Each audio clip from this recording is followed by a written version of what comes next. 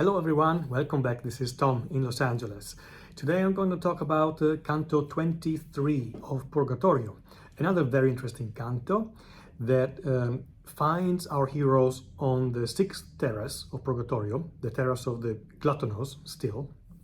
We are still in company of Statius, so Dante, Virgil and Statius, and we're going to find that in this canto Dante introduces another friend of his life, his personal friend, Forese, and Forese will help accentuate and he will help Dante continue his presentation of the theme of friendship, poetry and friendship, because Forese is another poet as well. So if we look at Canto 21 and 22 together, they are a single narrative block, let's say, and then we have Canto 23 and 24 that constitute kind of another narrative block in themselves, 23 and 24. In terms of the themes, we are finally seeing the gluttonous here in Canto 23. The way they are purifying their souls, it's very picturesque and dark. As we know, there is a lot of darkness in Purgatory, not only light, there's this mix of darkness and light. And so that will be very interesting. And we also have the opportunity to see a few women, or at least hear them nominated or mentioned. And some women are put in a good light, some others in a bad light, and that kind of allows us to reason a little bit and make a reflection about the Dante's perception of women, the contemporary general misogyny that characterized his society, the Florence of the 13th and 14th century, and what it means in the context of the Divine Comedy. So I think we are ready to go. Let's start with the first lines, and as always I'm reading from the Mandelbaum translation. While I was peering so intently through the green boughs, like a hunter who so used would waste his life in chasing after birds. This sounds almost like Dante is referring to birdwatchers, modern birdwatchers, always distracted and looking up at trees. My more than father, so beautiful, more than father. What's more than a loving father? It's probably the strongest adjective and connotation that Dante has used so far for Virgil. He said to me, "Now come, son, for the time of our journey can permit it to be used more fruitfully than this." Dante finally turns around, is not distracted anymore, and starts following Virgil and Statius again. They now hear a prayer being sung. They hear voices singing, and what they're singing is Labia mea Domine. It's a short portion from a Psalm number 50, that's called the Miserere. The entire sentence in English is, "O Lord, open my lips, and my mouth shall proclaim your praise," which is very interesting in itself, because all throughout the canto, Dante is focusing on this part of our face, the mouth, and especially the opening of our mouth, because it has a lot to do with the gluttonous sinful souls.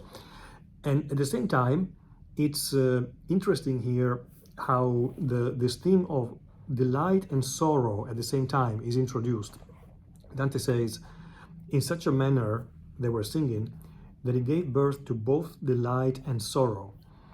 This is another thing that we can see throughout the canto, the contemporaneity of a feeling of delight and a feeling of sorrow. Sorrow because of the sinfulness and the purification, and of course being in the situation in which the gluttonous souls are is very painful and sorrowful, but at the same time delight because the desire they have to go to Paradiso and have access to God is making them glad of going through this purification.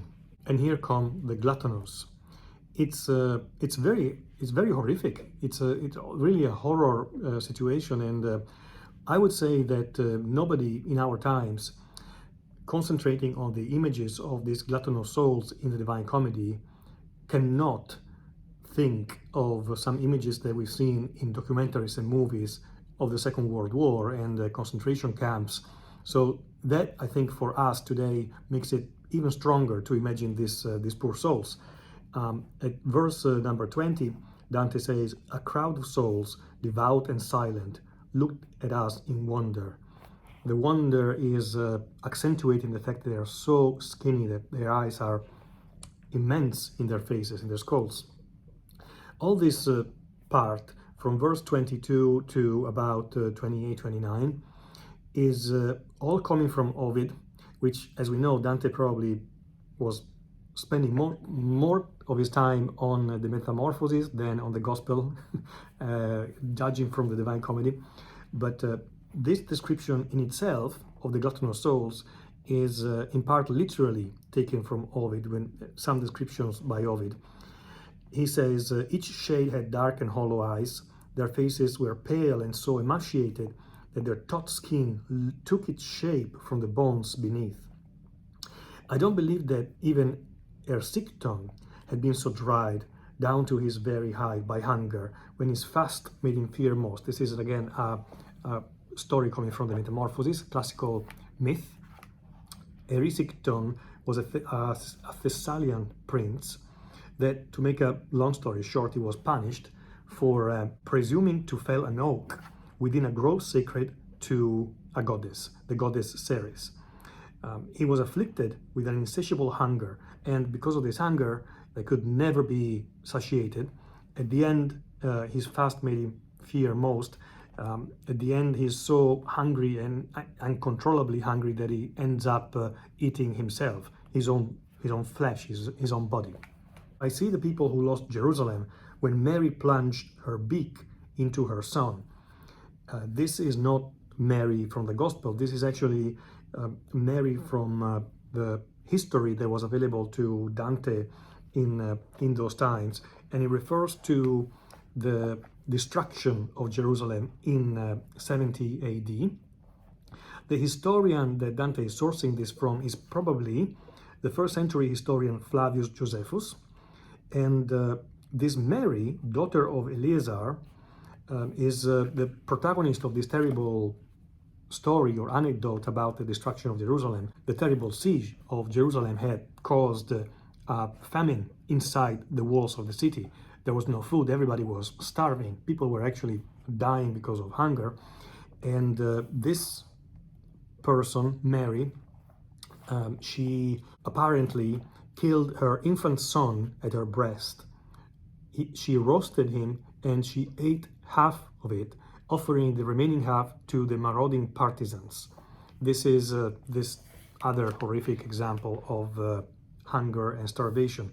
And both of these examples are things that Dante thinks and his mind goes to in this moment. And he concludes this visual description with this very medieval image of reading letters in the human face.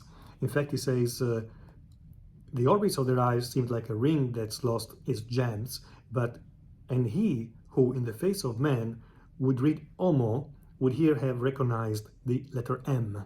It's very important, the visual shape of the letters of the word Homo, because it's O-M-O, which in some way, on a very skinny face, would remind O, and letter O for each eye, and then the M for the nose and mouth. So Homo on this very skinny and starving people's faces. This punishment is also a little different from others, or some others in Purgatorio, because it's specifically a contrapasso. It's very clearly a contrapasso punishment compared to others.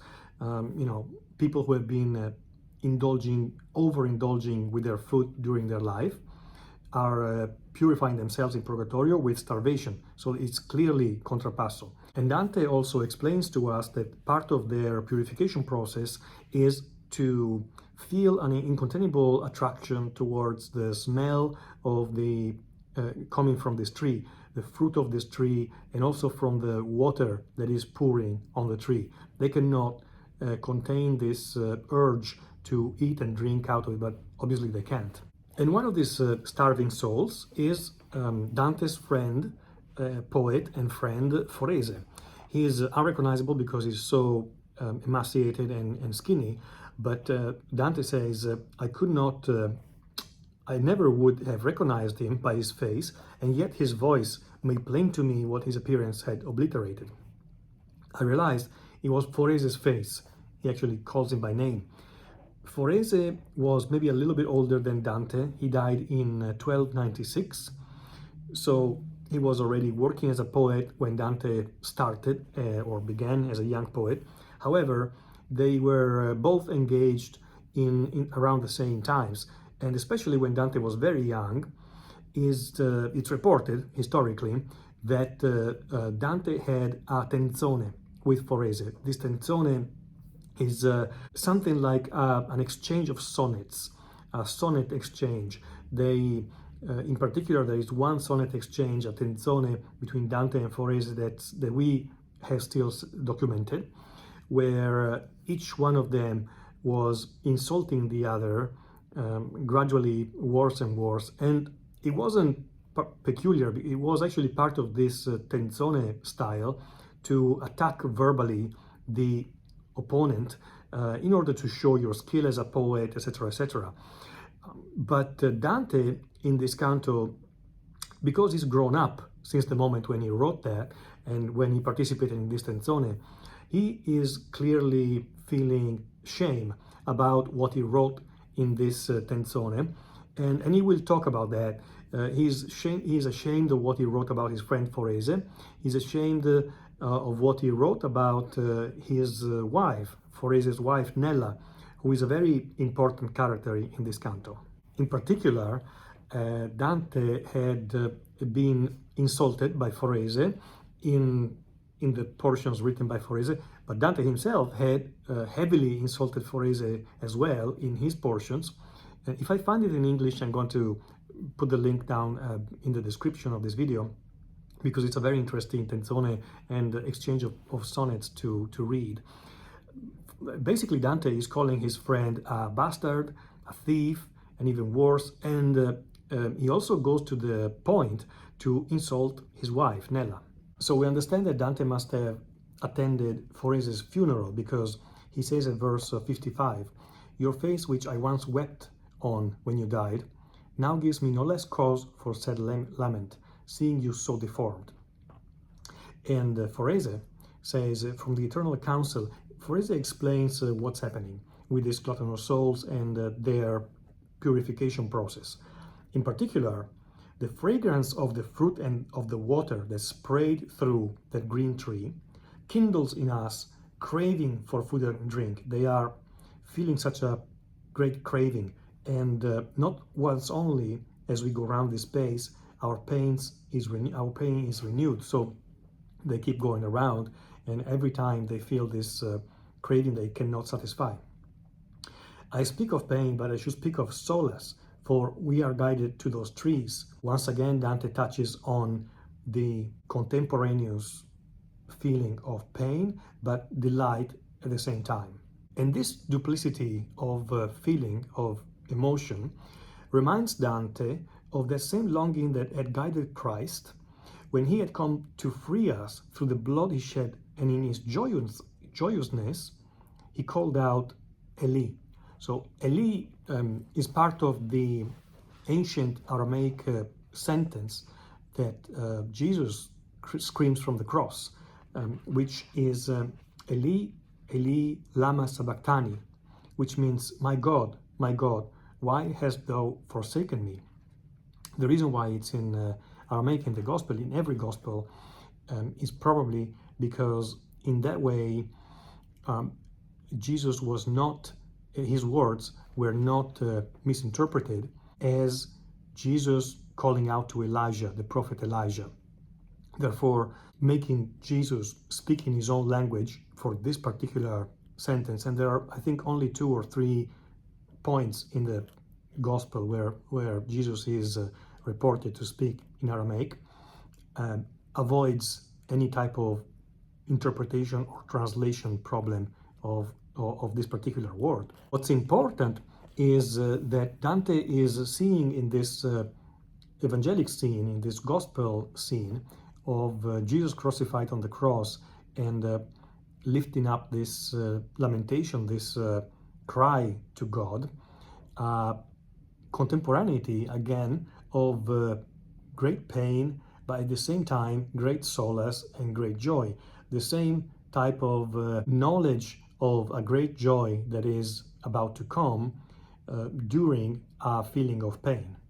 Now, since Forese died in 1296, Dante is forced by his fiction of the Divine Comedy to explain why some people like Statius, who died 1,000 years earlier and more, has taken so long to purify his soul in Purgatorio and is ready for heaven only now, while Forese is already here, which is a stage, a terrace that is very close to Eden and therefore heaven. And so he asks the question, he asks Forese, how is it possible that I know about you and I know that there's probably something else that you have to do in Purgatorio aside from purifying yourself from gluttony. And here Forese introduces his wife, Nella. There is again this theme of the living souls having power to help the souls in Purgatorio with their prayers, with their cries, with their love, basically, loving the dead. They, especially in this case, we have a widow, Nella, who's been praying and talking about her love for her defunct husband to God. This has helped Forese advance in Purgatorio much more quickly than other souls. A couple of things here to note. Number one, as I mentioned before, here Dante is really making amends for what he had written in his Tenzone against Forese, in particular insulting his wife. So he has realized his mistake, he's feeling guilty, he's feeling ashamed of how immature he was when he wrote those things, and he is talking about this woman's virtue as a really good, virtuous woman. He compares her to the women in Barbagia, which is a region of Sardinia, where apparently people of that time thought that there were a lot of Christian, modest, and well-behaving people and women. On the other hand, here Dante takes the opportunity to start an invective against the lasciviousness of the women of Florence in particular. A future time is already visible to me, a time not too far off, when from the pulpit it shall be forbidden to those immodest ones, the Florentine women, to go displaying bosoms with bare pups. This is the famous line, l'andar mostrando con le poppe il petto. What ordinances, spiritual, civil, were ever needed by barbarian or Saracen women to make them go covered, because Dante knows that later on, after 1300, the church in Florence will take legal measures to, together with the local government, of course, to make it a civil ordinance, and so therefore a law, for women to cover and to appear more modestly around the city. Now, this obviously opens up this other theme that I mentioned at the beginning of this video, which is Dante's overall view of women, because we know that there was misogyny back in those times. We know that the condition of the woman was of almost total subservience to the man. But at the same time, we have commentators today, Dante scholars, like for example Teodolinda Barolini, who have noted how non-normative Dante is in the Divine Comedy in his treatment of women, in his respect and attitude towards female characters and towards women. Barolini in particular, she's not saying that Dante has a modern respect for women, that what we would see as respect for women today in 2021. Of course, that's not the case. He's a medieval man, so it's soaked in that culture. But the important point is to understand where the condition of the woman culturally and socially was in those times, and how other authors and other poets were actually writing about female characters and women in Dante's times. In general, they were writing about women in a worse and more disrespectful way than what Dante does in the Divine Comedy. Once again, the Divine Comedy is a poem where salvation of the protagonist's soul depends mainly on female characters, on Mary, Beatrice, and Saint Lucy.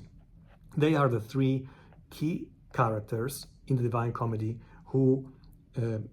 through whom Dante's salvation actually happens. Everybody else matters, but these are especially Mary. Mary is the most powerful and most central character. The way Beatrice is also presented has a level of authority and leadership we're going to see at the end of Purgatorio and in Paradiso that almost nobody aside from Dante had given to a female character in his times. So we have to consider that. The other interesting aspect, historical aspect, that these verses open up and give us the opportunity to reflect on for a second is, once again, the condition of the woman in those times.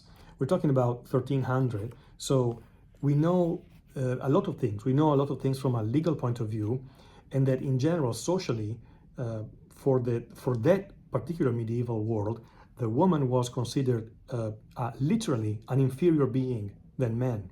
We had children, young children, who were considered as nothing. They were the least of the least. But women were considered legally, economically, socially, and culturally inferior. This was that world. We're talking about Florence in the Middle Ages. For example, from an inheritance point of view, only the sons would inherit any type of goods. The daughters would need to just be happy with a gift from the father, if the father wanted to leave a gift. Otherwise, they wouldn't receive anything at all. Another example, a widow would have the right to receive only what the husband wanted to leave to her. So it was completely discretionary for the husband.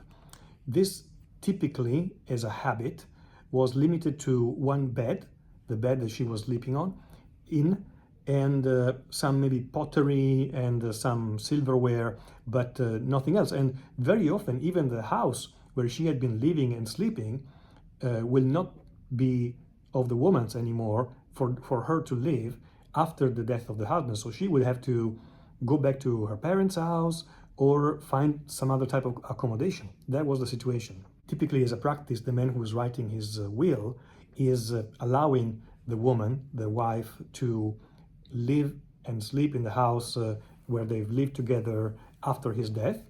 But once again, this was voluntary. This was only discretionary of the man. By the way, this is an interesting part of history that I'm sourcing from this book by Pier Antonetti that I believe has been translated in English as well. So I'm going to show and indicate the details of the book in English. It's a really good book, pretty short, about the Middle Ages in Dante's times. And here is something else about the difference between men and women, even since their birth. Everybody was hoping for a boy to be born, because we're going to see in this canto as well that a father is troubled by the birth of a daughter because of the money that he's going to have to give her as she grows up. So it's already very negative for the medieval mentality, the perception of the birth of a daughter instead of a boy. And this actually was true not only of poor families, but also wealthier families. The birth of a daughter was really not celebrated as such a great party as the birth of a boy. So first of all, there is not a welcome into this world. Then even in terms of feeding a daughter versus a young boy, they were not feeding her as much. The best food was reserved for the boy. The type of dresses that was reserved for the girl was of worst quality as well, and her education was almost completely ignored. There was also discrimination in terms of behaviors, like for example, in a married couple, the man could commit adultery without any problem in almost every Italian city, but in some cities, if the woman committed adultery, there were some very serious and violent punishments, while, for example, in Florence, it was only something like a fine, a monetary fine. There is certainly a difference between what we know from a legal framework point of view and how this discrimination was set up in the structure of society back then, that reflected into the writings, in the poems of artists, and that's where Dante distances his work and himself from that type of discriminatory behavior and discriminatory tone towards women, at least in part, because we know that we can read still some misogynistic comments in the Divine Comedy for our sensibility. However, if we want to take a deeper look into what the real life actually was, so the habits, the practical day-to-day relationships, maybe work like the Decameron, Il Decamerone by Boccaccio is probably a good idea to take a look at, because throughout all the very short stories that Boccaccio tells in the Decamerone, he brings a lot of daily vignettes that show us how things in practice were working out within this type of context. At verse 108, Dante goes back to the image of the mouth, of the open mouth. If those shameless ones had certain knowledge of what swift heavens readying for them, then they would have mouths open now to howl. Again, this image of the open mouth. And why is Dante saying, if our foresight here does not deceive me, they will be sad before the cheeks of those whom lullabies before their children have beards? Because he is referring, this is a prophecy within the story, he's referring to the disasters that will fall on Florence, from Charles de Valois to some natural disasters as well. So there is a lot coming for these people. Here Dante is probably at his most open and honest when it comes to his feeling of shame and repentance for how he behaved together with Forese. He says, if you should call to mind what you have been with me and I with you, the way we were together, basically, remembering now will still be heavy. Who among us doesn't have at least a little thing that he did as a young person, together with their friends, that we don't feel a little bit ashamed of, or that we have a regret about, and we did that because we were immature back then.